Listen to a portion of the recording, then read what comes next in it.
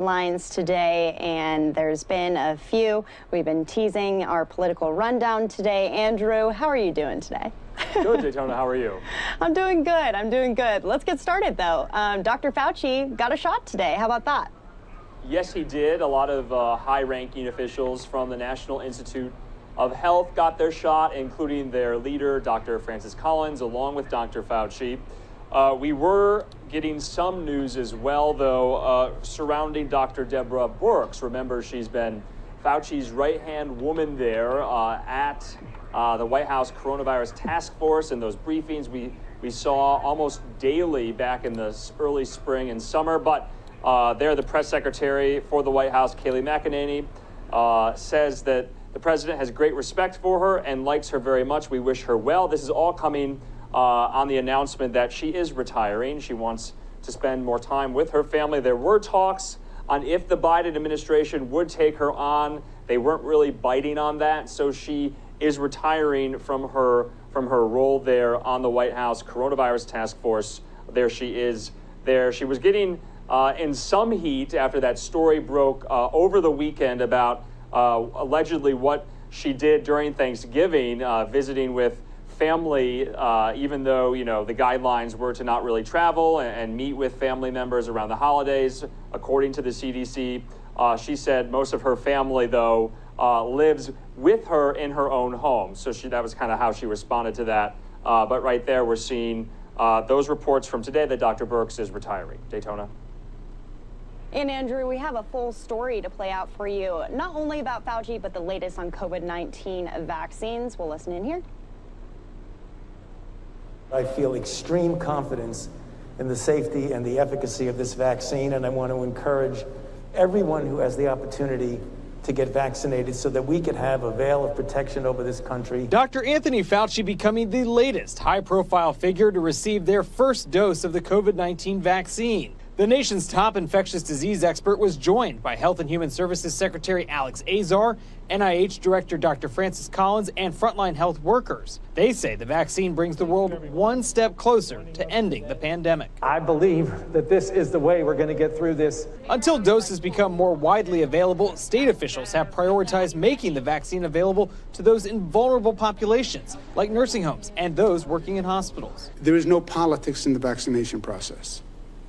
There is no politician in the state of New York who is in control of the vaccination process. Recently, the vaccine became available to lawmakers up on Capitol Hill to maintain continuity of government. Critics arguing the younger members of Congress should wait until it reaches those more at risk. Even with this new weapon in the fight against the virus, Secretary Azar says more research is needed as to how long immunity lasts. If you're getting vaccinated right now, still social distance, still wear a mask, but all these have to be data and science driven. So we're working to generate the data there so that as we go forward, we'll be able to advise people on a foundation of data. There are also varying views as to when the government may be able to get the vaccine out to the general population, with officials hoping by late spring. In Washington, Mark Meredith, Fox News. And there's a new strain of the coronavirus that also is coming up. Researchers studying that new strain in the UK say that they think it likely arrived in the U.S. in mid-November and that many people in the U.S. could already be affected. But we have a full story about that as well. We want to go back. We want to go home. Plenty of anger and frustration as thousands of truck drivers remain stranded at British borders. More than 24 countries have put travel bans or restrictions in place following a new COVID-19 strain that emerged in southern England. Prime Minister Boris Johnson says food and medicine shipments are not being impacted. And while he says he understands the anxiety over the new strain, closed borders are not the answer. We believe the risks of transmission by a solitary driver sitting alone in the cab are really very low. There's been a major spike in cases in and around London since the strain was discovered, but early reports that it could be up to 70% more contagious are being disputed by some health officials on both sides of the Atlantic, who point out this isn't the first time the virus has mutated. We've seen literally thousands of mutations of the coronavirus. It's what these viruses do. It does not appear that this strain is any more severe. Another big concern, will the Pfizer-BioNTech vaccine just approved in the U.S., U.K., and EU be effective against the new variant?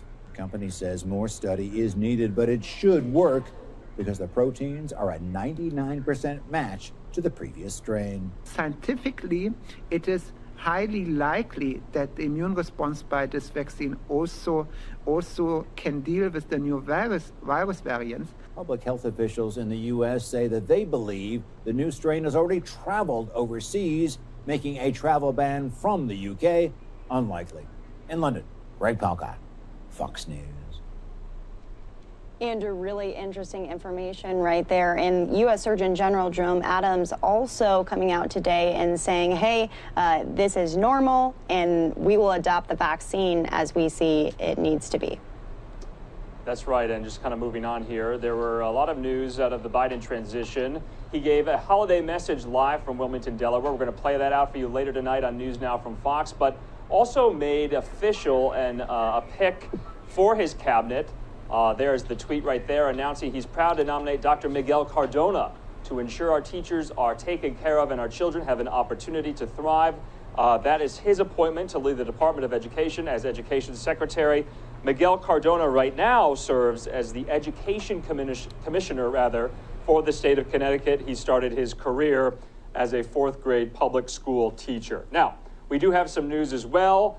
On that Senate seat out of California, remember, Vice President-elect Kamala Harris will no longer be serving in the Senate, so we were just waiting on Governor Gavin Newsom to announce her replacement to fill that vacancy, and he did that today. This is Kamala Harris tweeting her congratulations to her dear friend Alex Padilla, the Secretary of State for the state of California. She says, Alex and I have long served together. There's video there of Alex Padilla saying they've served the people of California together, and I know he will continue fighting for our state as California's first Latino senator. Remember, Daytona, California has about a 40% population of Latinos in the state, and Padilla would be the first Latino senator there. But we do have a story from Fox's own Ray Bogan with all of the latest from today on the Biden transition.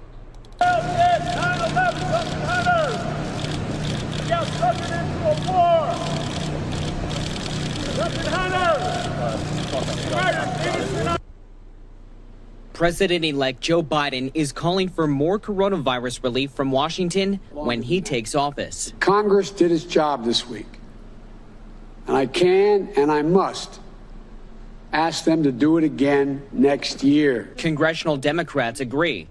Nancy Pelosi wrote a letter to her colleagues saying she's already looking ahead to passing another package. The Senate's top Democrat traveled home to New York to further that message. It gives us money that we need immediately, but make no mistake about it, we're going to have to come back and get more. Meanwhile, Vice President Mike Pence was in Florida touting Operation Warp Speed's success. You ready? Republicans have not ruled out more federal funds, but see it as less urgent now that 2 vaccines are available. Incredible American ingenuity.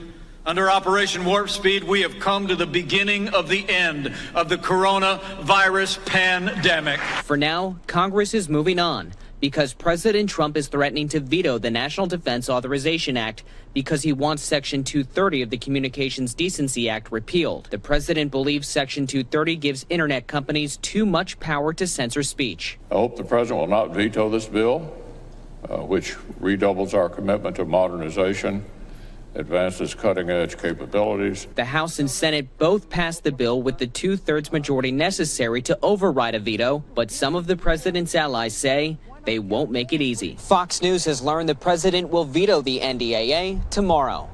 Ray Bogan, Fox News. And Andrew, let's talk briefly about that press conference from this morning with Biden. It started out as just kind of a holiday update message and then ended with some pretty targeted reporter questions, right? That's right. You know, we don't really see very often that the president-elect does take questions from reporters, but he did today, not very many, mind you, but he did at least respond to one by Fox's own Peter Doocy regarding his son, Hunter Biden. Peter asked the president-elect if he still thinks the stories surrounding his son Hunter were basically a byproduct of Russian disinformation, a campaign via the Russians to plant negative stories about his son Hunter.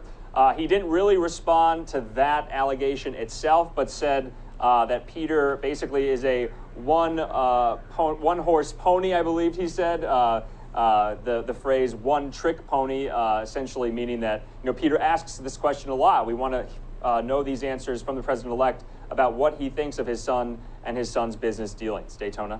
And speaking of, in that story from our own Ray Bogan, about that veto threat. So just about an hour ago, the president issued this video on Twitter, this pre-recorded video from the White House, essentially saying that the bill passed last night, the COVID relief bill, he wants to see amended. He wants more money for those direct payments to Americans. As it stands right now, that is $600. He would like to see $2,000 for those Americans making less than $75,000 a year. This is a 3-minute long video. He also aired his disagreements about the fact that in the government funding package, there's a lot of money going to art and theater and those national institutions like the Smithsonian that he thinks are wasteful. There's a lot of money going to foreign countries in the idea of foreign aid that he thinks is wasteful. And so he's kind of, playing to his base right now, but we're finally getting some reaction from Speaker Pelosi in regard to this video. Let's put that on the screen right now. Yeah, I was just going to say, obviously, House Speaker Nancy Pelosi taking offense to this, saying Republicans repeatedly refused to say what amount the president wanted for direct checks. At last, the president has agreed to $2,000. Democrats are ready to bring this to the floor this week by unanimous consent. Let's do it. Kind of some positive energy coming from Pelosi, even though attacks come in almost daily from, obviously, Senate Republicans, House Republicans about Pelosi. But we'll see. 2,000 might be the new number. How about that? That's right, Daytona. And the president hasn't signed this yet. He did sign the part where it extends government funding for the next week, but he hasn't signed the whole thing that was agreed upon last night by the Senate and the House. So it remains to be seen. Nancy Pelosi seems open to it. You saw that tweet right there. She wants to add more money for those direct payments to Americans. So this could definitely go into the Christmas holiday if they're going to come back to Washington and kind of renegotiate this. Remember, they've spent the last 7-8 months stalemated. They finally got an agreement and they passed it yesterday. Now the president issuing this video and says he doesn't like it. Yep. And along with that video, we're also hearing that he's pardoning a few people. He's issuing 15 pardons, including 2 congressmen that he has close ties with. So, Andrew, what does this mean going forward, all these high-profile pardons, and could there be more?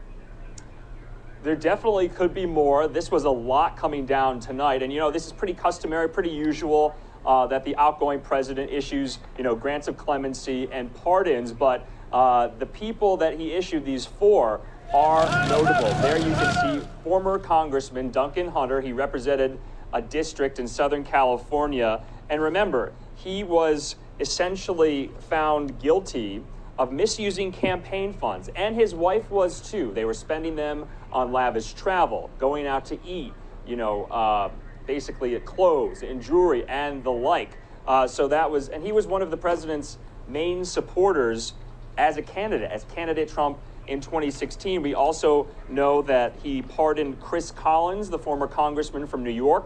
That was his first endorser and backer back in 2015 when he was still candidate Trump. And Chris Collins pled guilty to basically, insider trading in securities fraud.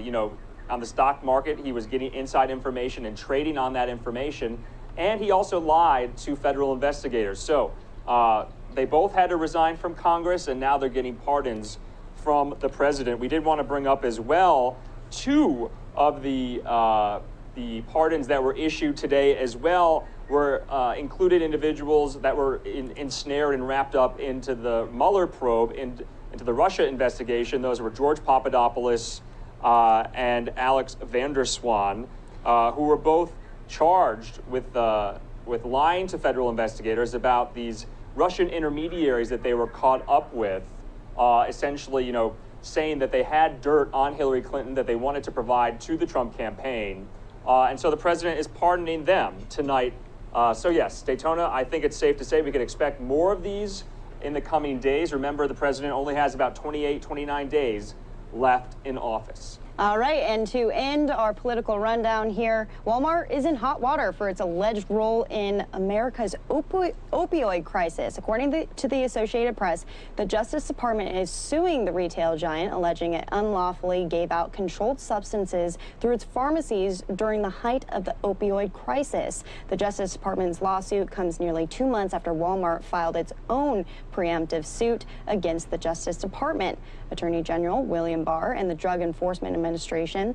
In its lawsuit, Walmart said that the Justice Department's investigation had identified hundreds of doctors who wrote problematic prescriptions that Walmart's pharmacists should not have filled.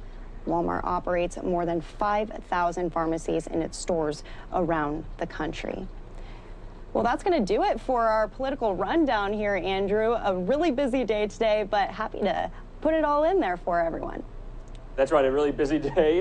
There's 3 days before the Christmas holiday. Usually at this time of year, it's a little slower, but you know, the news never stops here on News Now from Fox, and we'll bring it to you live, raw, and unfiltered. Daytona. All right, we're going to send some of you off to a 2-minute commercial break, but when you come back, we got a lot more to get to here on News Now from Fox.